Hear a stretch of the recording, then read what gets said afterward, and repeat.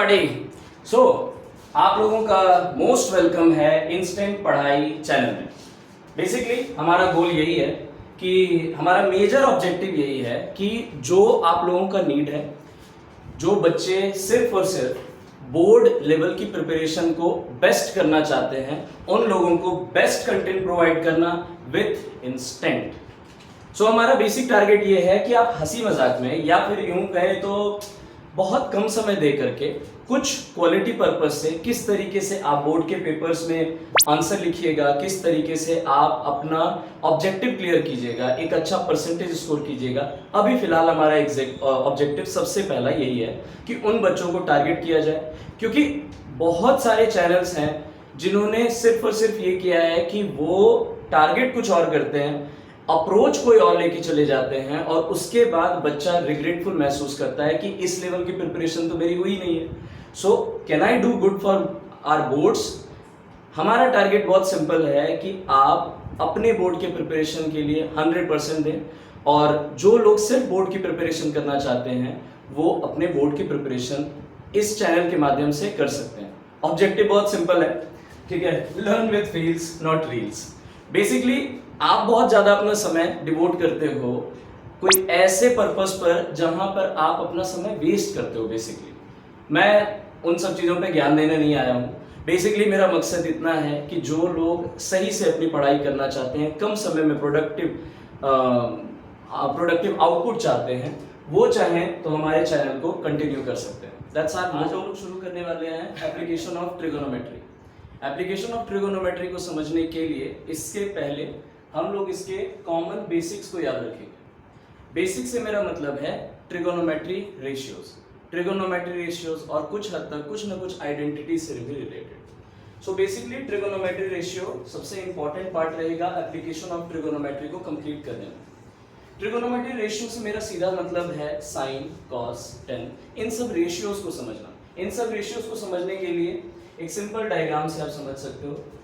ये थीटा है एंगल, और इसके सामने में परपेंडिकुलर होता है। आपको हमेशा याद रखना है कि थीटा के सामने वाला जो साइड है वो हमेशा परपेंडिकुलर होता है, और ये परपेंडिकुलर जिस लाइन पर बेस्ड होता है दैट इज कॉल्ड बेस, जिसको हम लोग डिनोट करते हैं बी से।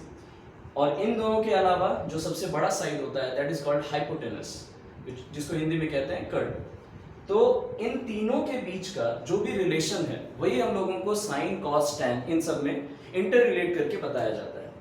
एक एक करके समझते हैं इन सब का रिलेशन, क्योंकि इन सब को हम लोग यूज करेंगे एप्लीकेशन ऑफ ट्रिगोनोमेट्री में। सबसे इंपॉर्टेंट दो रिलेशन, आपको तीन रिलेशन तो याद रखने ही है।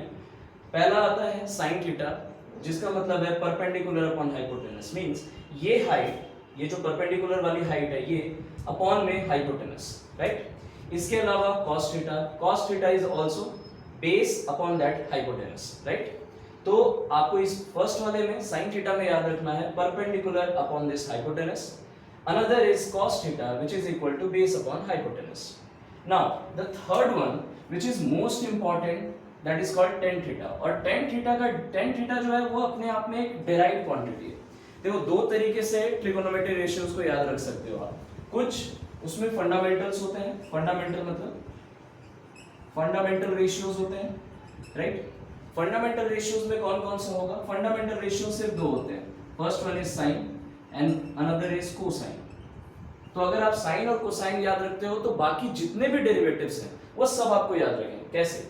अभी tan को याद रखना है तो क्या याद रखना होता है? tan is nothing but sine upon cos theta. अब साइन थीटा का डेरिवेटिव अगर आप यहां से देखोगे तो परपेंडिकुलर अपॉन हाइपोटेनस। क्या है? Perpendicular upon hypotenuse. Another is अगर मैं tan थीटा को थोड़ा सा अच्छे से डिराइव करूं तो tan theta is nothing but sin theta upon cos theta. sin theta की वैल्यू कितनी है? Perpendicular upon hypotenuse, so this is perpendicular upon hypotenuse whole upon cos theta की वैल्यू कितनी है?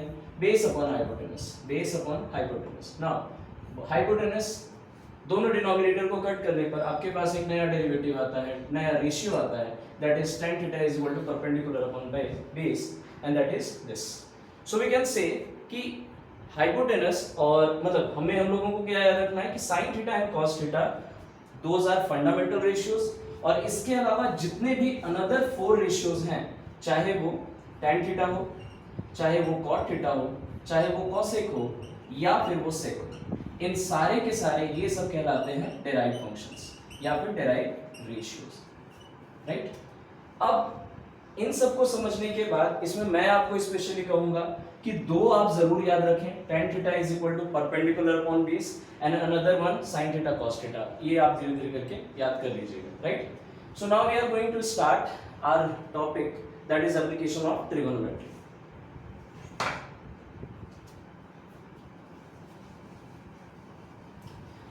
एप्लीकेशन ऑफ ट्रिगोनोमेट्री में जो चीज सबसे ज्यादा इंपॉर्टेंट है वो है इसमें एंगल्स को समझना। एंगल्स को समझना, एक्चुअली एप्लीकेशन का मतलब क्या होता है पहले इसको समझते हैं हम लोग, ठीक है। ट्रिगोनोमेट्री अपने आप में सिंपल एक कैलकुलेशन है तीन अलग अलग साइड्स का, तीन अलग अलग साइड्स का जो कैलकुलेशन है उन्हीं के बीच में। अब कैलकुलेशन किस किस चीज का हो सकता है sir? Basically right angle triangle है मेरे पास में, राइट एंगल ट्रायंगल में हम लोग साइड्स के बारे में या फिर उसके एंगल्स के बारे में पढ़ते आते हैं, यही करते हैं हमेशा। और इन सारे एंगल्स या फिर साइड्स के बारे में पढ़ने के लिए इनके बीच का इंटर रिलेशन कैलकुलेट करते हैं, इंटर रिलेशन कैलकुलेट करते हैं। दैट इंटर रिलेशन जो है वो हम लोगों को मिलता है कैसे? तो साइन थीटा के रूप में या फिर कॉस थीटा के रूप में या फिर और अदर चीज। एप्लीकेशन का मतलब होता है कि आप अपने आसपास में इसका रियल टाइम एग्जांपल कैसे आइडेंटिफाई कर सकते हो। फॉर एग्जांपल अब आप सोचो एक बात कि क्या ये पॉसिबल है, अगर एक बहुत सिंपल एग्जांपल है कि इतना बड़ा ये पूरा का पूरा, हम लोग दो अलग अलग एग्जांपल्स के फॉर्मेट में इसको समझने का कोशिश करेंगे। एक फॉर्मेट है कि एक बड़े से पिलर का आपको हाइट कैलकुलेट करना है with the help of trigo की मदद से। अगर आपको डिफरेंट मान लीजिए ये वाटर टैंक है और आप यहाँ पर खड़े हो, आपको अगर किसी तरीके से कोई डिस्टेंस कैलकुलेट करने के लिए दिया जाता है, आपको इसकी हाइट कैलकुलेट करने के लिए दिया जाता है, तो आप ट्रिगोनोमेट्री की मदद से, ट्रिगोनोमेट्री की हेल्प से आप क्या कर सकते हो, इसके हाइट को कैलकुलेट कर सकते हो। फॉर एग्जांपल पहले हम लोग दो अलग अलग एंगल्स को पढ़ लेते हैं, देन आफ्टर इससे कैलकुलेट करके देखेंगे कि what should be the height, और हम लोग कैसे कैलकुलेट करेंगे किसी भी तरीके का डिस्टेंस जो रियल टाइम में होगा। रियल टाइम से मेरा मतलब है जो प्रैक्टिकली आप सब हमेशा अपने आसपास में देख सकते हो, उसको आप खुद से ट्राई भी कर सकते हो। Just by using trigonometry we should calculate the real time examples, real time calculation also. So there are two angles, angle of elevation and angle of depression. Angle of elevation से सीधा मतलब होता है, अगर आपको angle of elevation समझना है तो कुछ आप ऐसे समझो कि आप यहाँ पर खड़े हो और सामने एक बड़ा सा पिलर है और आप उसके टिप को देख रहे हो। सो टिप को देखना और ये बेस लाइन से मेरा मतलब क्या है, आप यहाँ देखो, ये अपने आप को एग्जाम्पल में अपने आप को इमेजिन करो कि आप यहाँ हो और ये टावर की हाइट सपोज करो h, टावर की हाइट कितनी है h, ठीक है। और आप इसको इस हिसाब से इसके टिप को देख रहे हो, तो जो हॉरिजन है, हॉरिजन मतलब हॉरिजॉन्टल लाइन जो है यहाँ पर, इसके साथ में जो आपका लाइन ऑफ साइट है, जो लाइन ऑफ साइट है और हॉरिजॉन्टल लाइन, इन दोनों के बीच का जो एंगल है, जब आप नीचे से ऊपर देख रहे हो, जैसे मैं अगर यहाँ पर खड़ा हूँ और मैं ऊपर अगर देख रहा हूँ, तो this particular angle is called angle of elevation. लेकिन जस्ट अपोजिट, अगर मैं किसी पिलर पे खड़ा हूं, यहाँ वाटर टैंक का मैंने एग्जांपल लिया है, तो अगर मैं किसी वाटर टैंक पे खड़ा हूं और नीचे मेरा एक दोस्त खड़ा है, ठीक है, और मैं अगर उसको ऑब्जर्व कर रहा हूं तो मैं नीचे देख रहा हूं, अगर मैं नीचे देख रहा हूं किसी पर्टिकुलर हाइट से, तो वहां पर हॉरिजॉन्टल लाइन के साथ में जो एंगल बन रहा है, that particular angle is called angle of depression और एंगल ऑफ डिप्रेशन, ठीक है। सो बेसिकली क्या करना है, हम लोगों को दो अलग अलग एंगल्स के बारे में समझना था। एंगल ऑफ एलिवेशन जब आप खुद सरफेस पर हो और पीक को ऑब्जर्व कर रहे हो, एंगल ऑफ डिप्रेशन जब आप खुद पीक पर हो और बॉटम को ऑब्जर्व कर रहे हो। तो इन दोनों केसेस को समझना है। अब हम लोगों को इसमें से क्या समझना है, फॉर एग्जाम्पल आपकी हाइट, मैं अज्यूम करता हूं कि आपकी हाइट सपोज कितनी है 5 फीट, तो आप एग्जाम्पल इमेजिन करना सिर्फ, सो आपकी हाइट 5 फीट है। इस पूरे की हाइट मुझे पता नहीं, ठीक है, इस पूरे के पूरे पिलर की हाइट मुझे पता नहीं, तो मैंने इस पिलर की हाइट को कैलकुलेट करना है with the help of this trigonometry, ठीक है। तो अगर मुझे ये कैलकुलेट करना है और मैंने आपको ये बता दिया है कि इस पिलर से मेरा जो डिस्टेंस दिया हुआ है दैट डिस्टेंस इज d, तो मेरे लिए अगर गिवन पार्ट में यहाँ से गिवन निकालूं, मेरे पास गिवन क्या क्या है, गिवन है कि मेरा हाइट दिया हुआ है, so height of object is given, height of object is given कितना, height of object is given 5 feet, ठीक है 5 feet height of object is given. मैं अज्यूम करता हूं कि यहां से यहां तक का डिस्टेंस जो है वो 25 फीट है। कितना है डिस्टेंस जो मेरे और पिलर के बीच का डिस्टेंस है, distance between me and pillar इस कितना 25 फीट, ठीक है। अब मुझे कैलकुलेट करने के लिए कहा जा रहा है कि आप कैलकुलेट करके बताओ कि इस पिलर की टोटल हाइट कितनी है, टोटल हाइट यहां से लेकर यहां तक की हाइट कितनी है। अब आप ध्यान से देखो, मैंने क्या बोला था, जो मेरा आईज रहेगा, जहां मेरा आईज रहेगा, मेरा आईज यहाँ है, मेरा आईज पाँव में नहीं है ना, तो मेरा आईज जो है वो यहाँ है, तो मेरा जो हॉरिजॉन्टल लाइन होगा वो मेरे आईज के सामने होगा, न कि मैं बेस लाइन से कैलकुलेट करूंगा। तो मैं बेस लाइन को हॉरिजॉन्टल लाइन नहीं बोलूंगा, मैं बोलूंगा जहां मेरा आईज है, जहां से मैं देख रहा हूं, मेरा लाइन ऑफ साइट जहां से शुरू हो रहा है, वहां से पिलर के बीच का जो डिस्टेंस है that is called horizontal line, that is called horizontal line, ठीक है।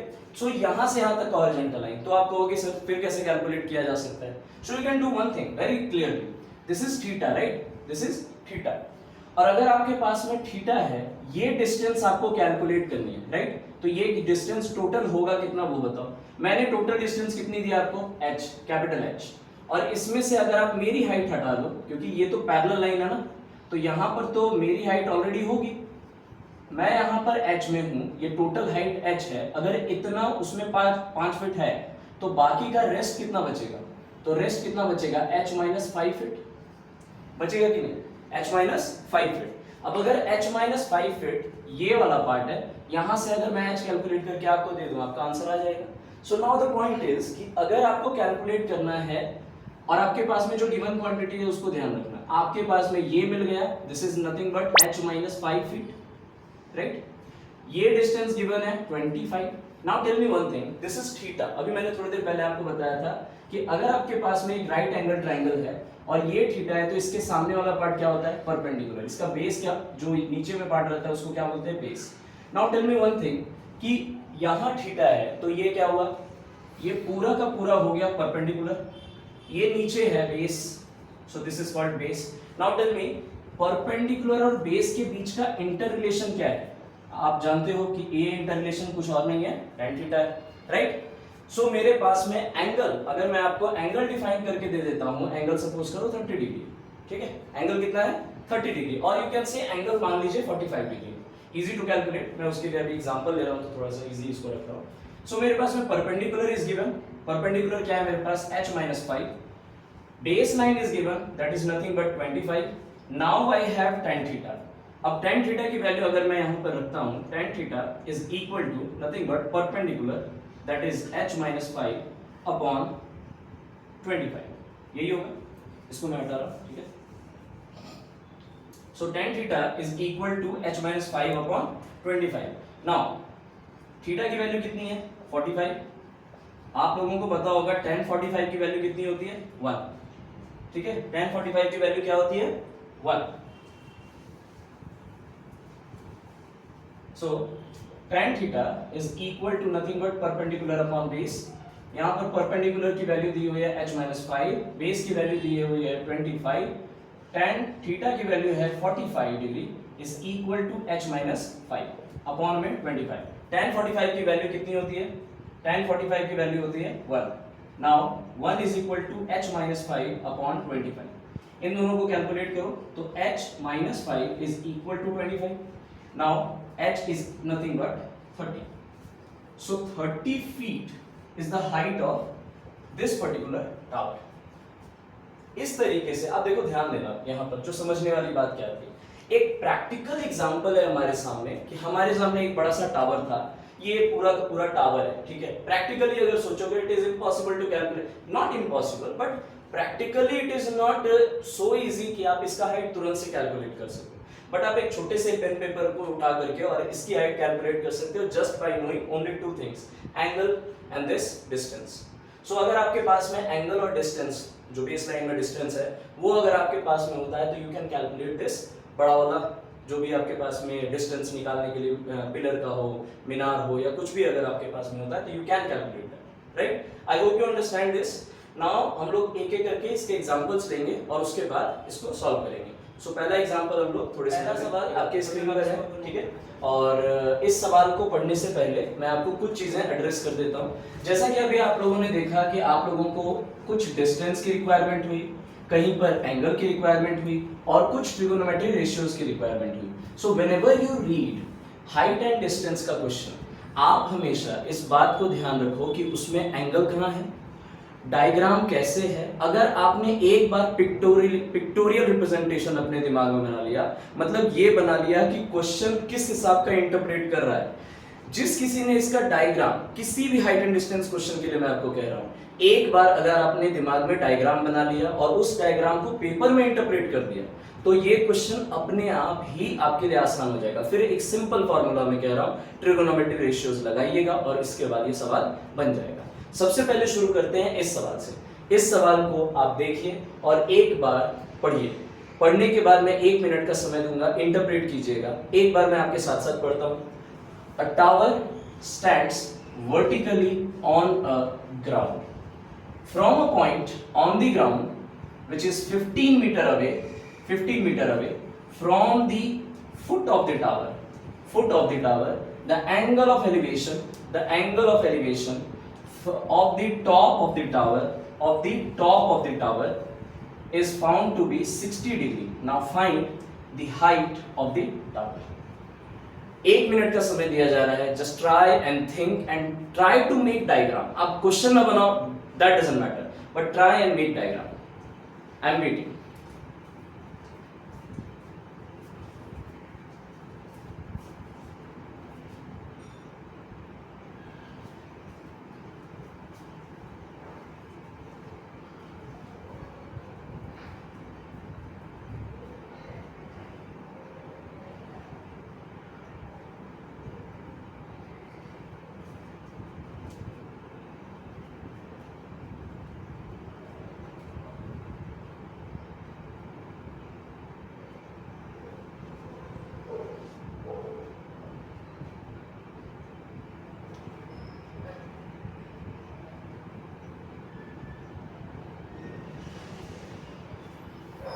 सो 1 मिनट। आप बताइए कितने लोगों ने डायग्राम बनाया। एक बार अपने डायग्राम को मेरे डायग्राम से भी मैच कीजिएगा और ट्राई कीजिएगा फाइंड आउट करने का।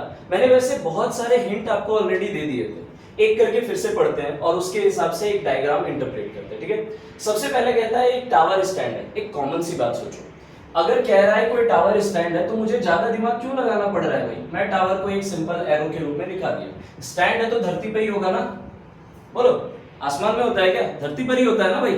तो धरती पर एक टावर बना दिया। मैंने माना कि इस टावर को ए और बी मान लिया। मान लीजिए एक टावर जिसका हाइट मैंने मान लिया ए बी, ठीक है। अभी मैं उसका अगर नाम देना होगा तो मैं नाम भी दे दूंगा। सो नाउ दूसरी बात कहता है on the ground, obviously on the ground, हवा में तो होगा नहीं ना। From a point on the ground which is 15 meter away. Now the point is, कहता है कि 15 meter away from the foot. This is head, this is foot, right. तो फुट से 15 मीटर दूर, यहां से मान लीजिए 15 मीटर दूर, 15 मीटर दूर किसी पर्टिकुलर पॉइंट पर कहता है from a point, this point which is 15 meter away from the foot of the tower, the angle of elevation. अब देखिए एंगल ऑफ एलिवेशन, मैंने फर्स्ट पार्ट में आपको क्या समझाया था। एंगल ऑफ एलिवेशन हमेशा बॉटम यानी सरफेस से ऊपर की तरफ होता है। तो ये रहा सरफेस, यहां से angle of elevation is given. Angle of elevation is given around 60, right, 60 degree is given, ठीक है। तो एंगल ऑफ एलिवेशन मतलब यहां से इधर का दिया हुआ है, ये पूरा का पूरा ये आपको एंगल दिया हुआ है।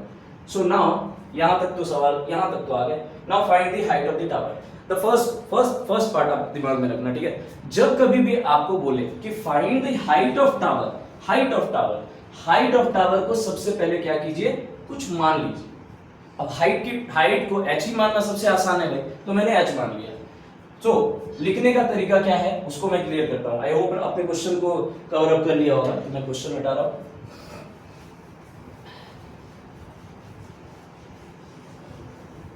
सो नाउ अब देखिए क्वेश्चन क्या था। क्वेश्चन ये था कि एक हाइट मतलब एक टावर के फुट से 15 मीटर दूर किसी पर्टिकुलर पॉइंट से angle of elevation is given and that is 60 degree. Now you have to find out the height of the tower.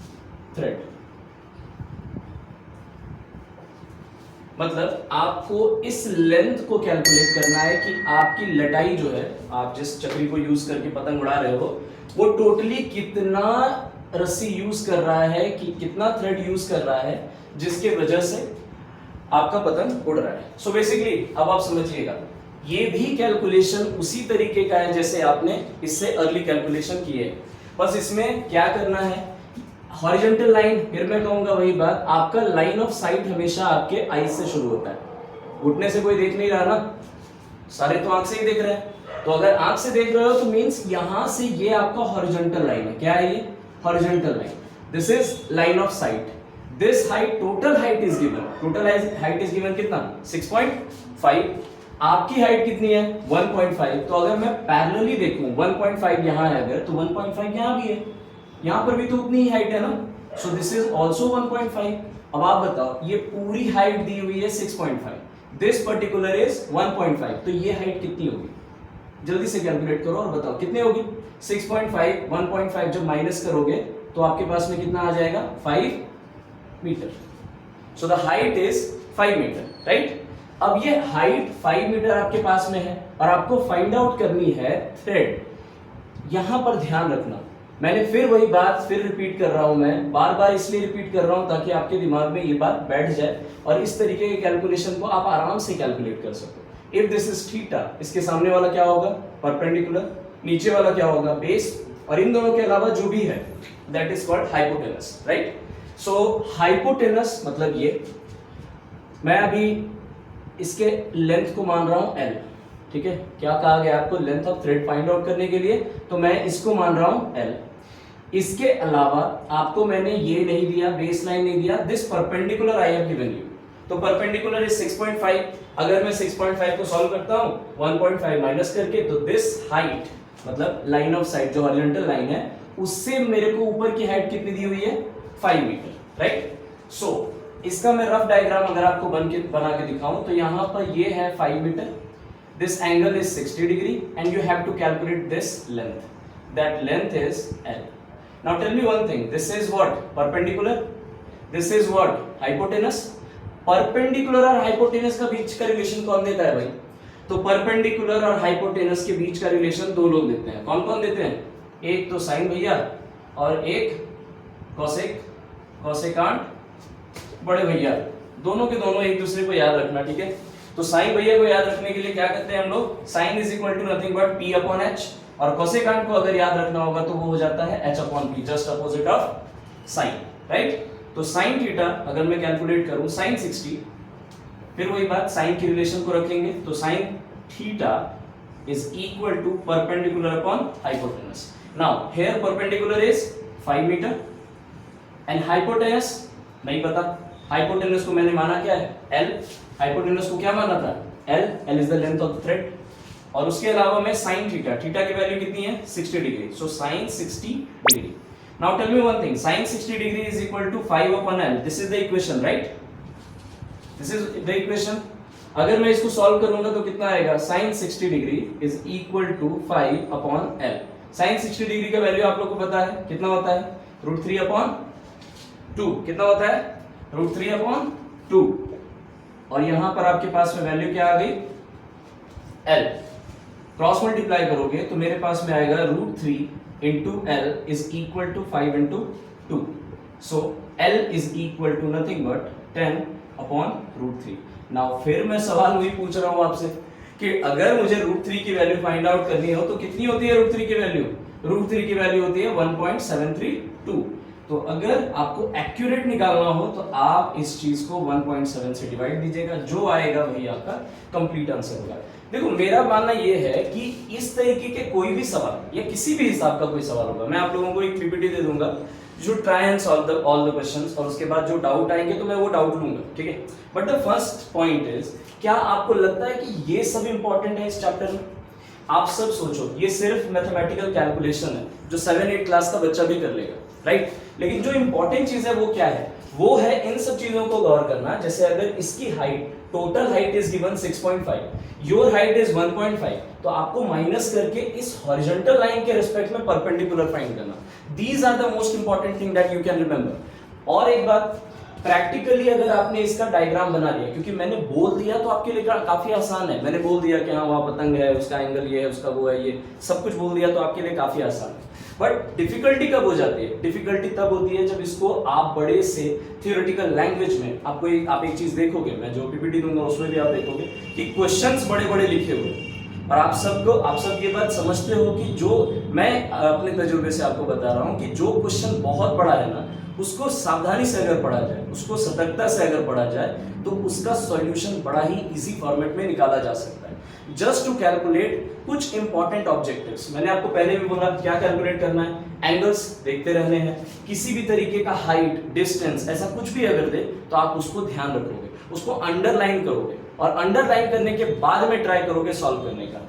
जो भी आइडेंटिटीज आपको दी हुई हो, जैसे यहाँ परपेंडिकुलर और हाइपोटेनस का रिलेशन है, तो परपेंडिकुलर हाइपोटेनस का रिलेशन आप जानते हो साइन थीटा और कॉसेक थीटा देता है। इसके अलावा मैं मान लीजिए परपेंडिकुलर बेस का बोला या बेस और हाइपोटेनस का बोला, किसी का भी रिलेशन बोले, आपको बस सिंपल करना कुछ नहीं है, उस रिलेशन के तहत उठा करके उस ट्रिगोनोमेट्री रेशियो को लेके आइए और कैलकुलेशन कर दीजिए, आपका क्वेश्चन सॉल्व हो जाएगा। बोर्ड में one of the most important prominent marking होती है, 5 नंबर का सवाल पूछते हैं इससे, बताइए ऐसे सवाल से, सिर्फ आपको क्वेश्चन का अंडरस्टैंडिंग अच्छा करना, ठीक है। So that's all for today. आप अच्छे से इसको सॉल्व करें, मैं पीपीटी डाल दूंगा, आप लोग वहां से चैनल के थ्रू भी आप पीपीटी डाउनलोड करके देख सकते हो। ट्राई कीजिएगा कि आप इसको सॉल्व कीजिएगा। नेक्स्ट सेशन में जो भी आपके डाउट रहेंगे, जिस हिसाब से आपका फीडबैक रहेगा, उसके हिसाब से हम इसको सॉल्व करेंगे, ठीक है। So stay tuned.